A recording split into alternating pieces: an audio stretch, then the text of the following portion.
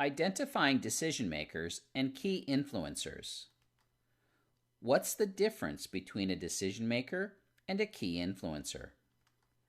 Decision makers give final approval, make the final decision, or have signing or veto authority. Key influencers have some say in the process, which could be very little or a great deal. Who plays a more important role in the sales process? Conventional wisdom would suggest that the decision maker does, but you must be very careful because this could be a misleading and dangerous assumption. Depending on the relationship between a decision maker and a key influencer, the decision maker may place a great deal of trust in key influencers. If the decision isn't a priority or critically important to the decision maker, they may allow the key influencer to do whatever they please. Here are some examples of specific questions that you should ask to determine who the key players are that get involved in both decision making and influencing decisions. What is the decision making process? Who are the key individuals who will get involved in a decision like this? Who has the final say regarding the direction that you go in with a decision such as this? Who has influence regarding this decision, or whose opinions are taken into consideration? When you are evaluating a vendor, what criteria do you take into consideration, and who all gets involved in the process? What types of information do you want to uncover when prospecting? Harvesting and recording information is critical. Always be ready to ask questions and capture information. Some of the common information that you will want to record is the decision maker and the decision-making process, products and competitive information, what they are paying, current rates and/or pricing, what they currently buy, or what are they doing now, why they buy, and what they buy, costs associated with their current method or equipment, gaps in current product offerings, who they service, their target market, credit history, do they have a solid reputation, current needs, is there anything that they are currently looking for? Beyond these suggestions, there is also going to be industry and product or service specific information that you are also going to want to capture. You are encouraged to create and use a customer profile form and question template in which common questions are documented, and there is space for responses available. Getting past gatekeepers and onto decision makers takes effort. Many sales stop long before they begin because the majority of salespeople give up too quickly or never even try in the first place.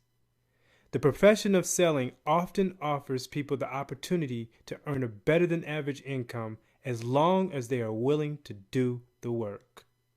Unfortunately, as Thomas Edison said, opportunity is missed by most people because it's dressed in overalls and looks like work.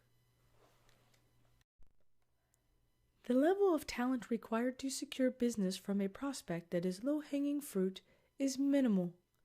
When you focus your prospecting agenda on the needs, wants, and desires of the prospect, especially when they aren't necessarily searching for or considering solutions, you increase the odds of moving to scheduled appointments.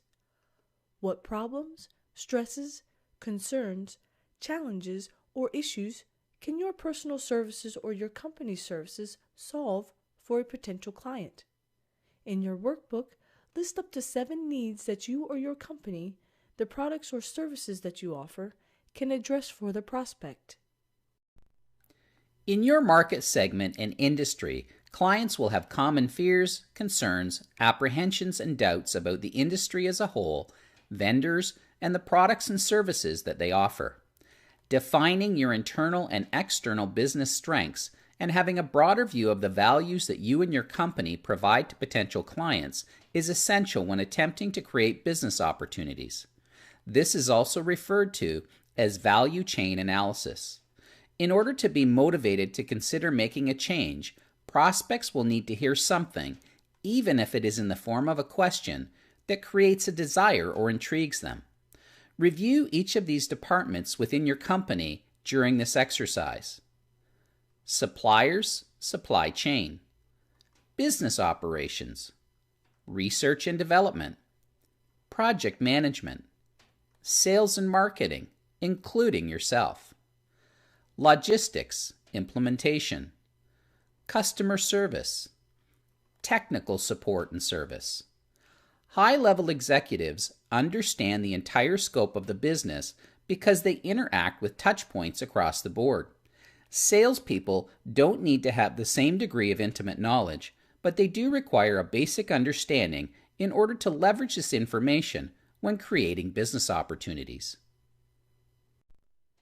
When you are engaging in prospecting activities and asking questions, you should have a strategy for the questions that you ask in order to create open-mindedness and prospect willingness to converse further or schedule an appointment.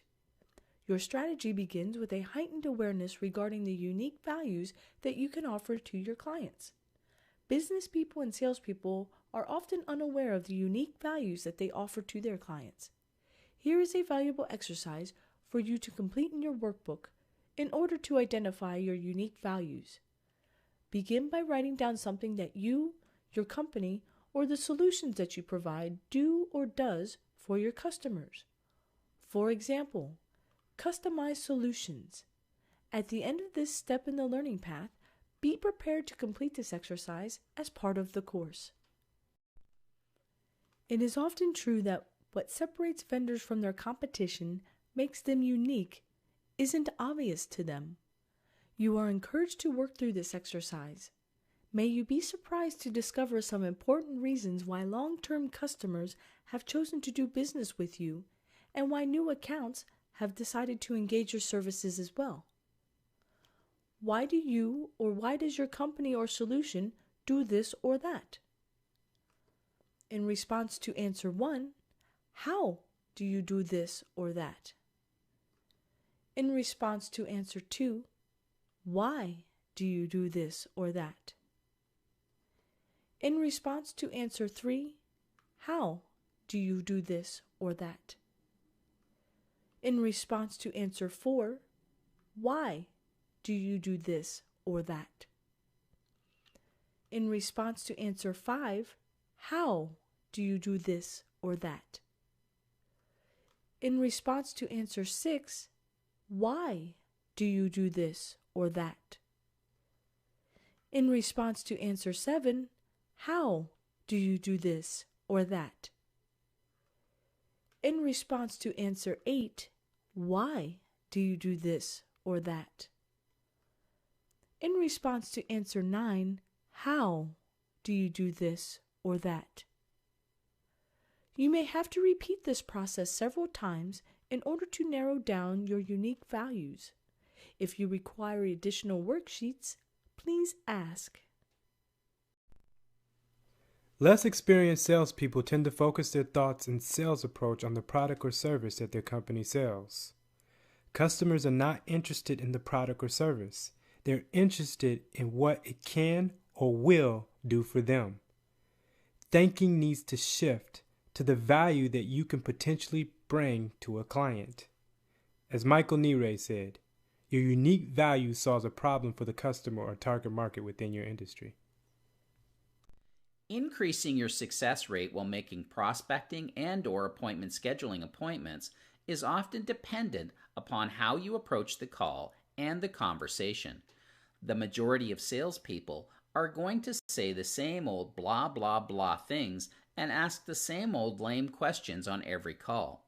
In order to elevate yourself above the crowd, you need to stand out with the statements you make and the thought-provoking questions that you ask. Based on the unique values that you offer from the previous slides or pages in your workbook, what leading questions should you be asking potential prospects? Please document some examples in your workbook.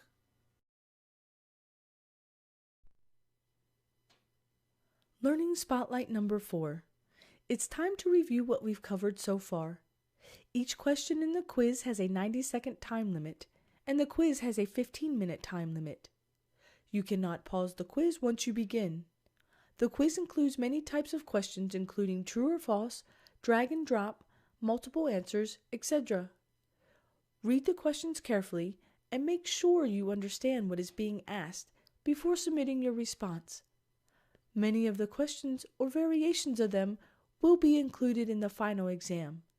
You will be graded, and the passing grade for the quiz is 70%. You will have 3 chances to attain a passing grade. If you fail to attain a passing grade after 3 attempts, you will be locked out of the course. You will have an opportunity to review the quiz responses upon successful completion.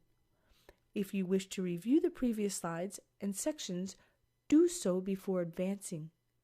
Upon completion of the quiz, please click on the green Next button with the white arrow in order to advance to the next step in the learning path. This concludes step number 8 of the learning path. Please click on the green Next button with the white arrow in order to advance when you are ready to proceed.